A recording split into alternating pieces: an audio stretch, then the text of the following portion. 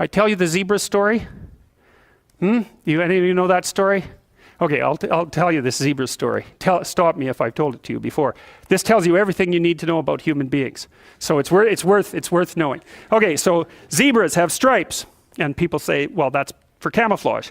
And then you think about that for 2 seconds, and you think, that's a really stupid theory, because lions are camouflaged, and they're like golden like the grass. And zebras are black and white, so you can see a zebra 5 miles away. It's like, there's a zebra, it's black and white. So the whole camouflage thing, that's just not working out so well as a hypothesis. Okay, so biologists go and they decide to take a look at some zebras. And so they're looking at a zebra on the herd, because there's no zebra, right? Just like there's no fish. There are schools of fish and there are herds of zebras. There isn't a fish. This is why I think the cod aren't coming back. There are no cod. There are massive 100-mile long schools of cod, 10 stories deep, 20 million years old. You wipe out the school, you don't just get to throw a cod in the water and say, well, you know, off you go. It's like, well, where's my city? It's like launching you in the middle of a field. It's like, well, go out there and reproduce. It's like, no, that's not going to happen, you know? So without the school, there's no cod, and you can't just introduce a whole school of cod because you don't have a whole school of cod. So, you know, maybe the cod are never coming back. And zebras are the same thing. There's not a zebra, there's zebras.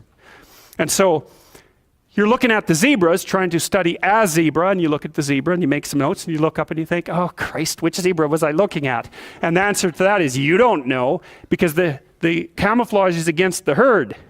And the black and white stripes. There's a variety of reasons for the stripes. Flies also seem not to like the stripes, but you know, usually things evolve for multiple reasons. But anyways, it's very difficult to parse out a zebra against the herd. You look down, you look up, it's like, uh-oh, all those damn zebras look the same. Yes, the camouflage is effective, but it's against the herd. All right, so then you think, well, we better identify a zebra so we can see what he's up to. So then you take your Jeep, and a can of red paint and a stick with a rag on the end of it, and you drive up to the zebras and you paint their haunch red a little bit, put a nice red dot on their haunch, or maybe clip their ear with a cattle clip. And then you stand back and you think, hey, I'm pretty smart, now I'm going to watch that zebra. So what do you think happens to the zebra? The lions kill it. Right. Because lions, they're smart, right? Hunting animals are smart. But they have to identify a zebra before they can organize their hunt. They can't just hunt the whole herd. They have to pick out a zebra. And so maybe it's like a zebra that's got a sore hip or something. And so you think, well, nature's kind. It just takes the weak. No, zebra or lions like really healthy, delicious zebras. But they look like all the other healthy, delicious zebras, so they can't get a bead on them. But if they're small and just born, or if they're limping, or there's something that identifies them, then the lions can pick them out. And then they do pick them out. And so the rule for human beings is keep your damn stripes on so the lions don't get you. And I'm telling you, man, if you want to remember one thing from my class about human motivation, that's a good thing to learn.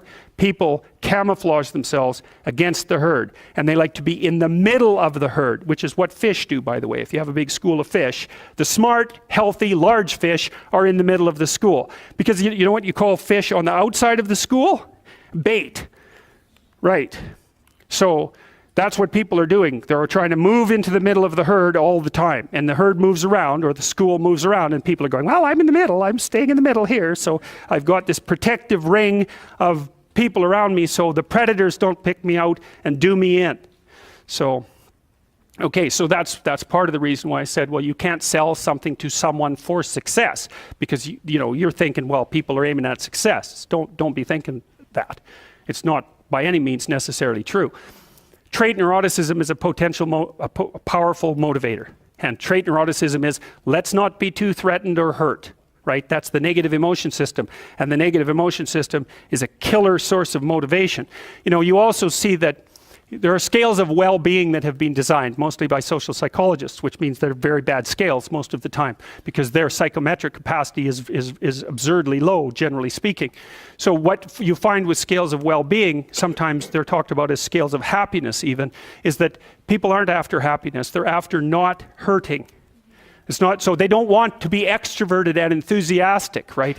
And bubbly and full of smiles and laughter. That isn't what they mean by I want to be happy. What they mean is I don't want to be anxious or in pain.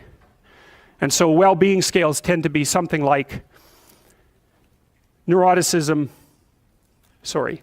stability plus extroversion. But the big loading is on emotional stability, the reverse of neuroticism. You want to avoid suffering. You don't want to be happy. You want to avoid suffering. And one way to avoid suffering is not to let the lions gnaw on you. And one way of doing that is to stay in the middle of the damn herd. And so, like, I'm not being a smart aleck about this. I understand why people do that. There's real danger to being visible. There's real danger in being visible. Now, you might be successful if you're visible, but you also might be dead.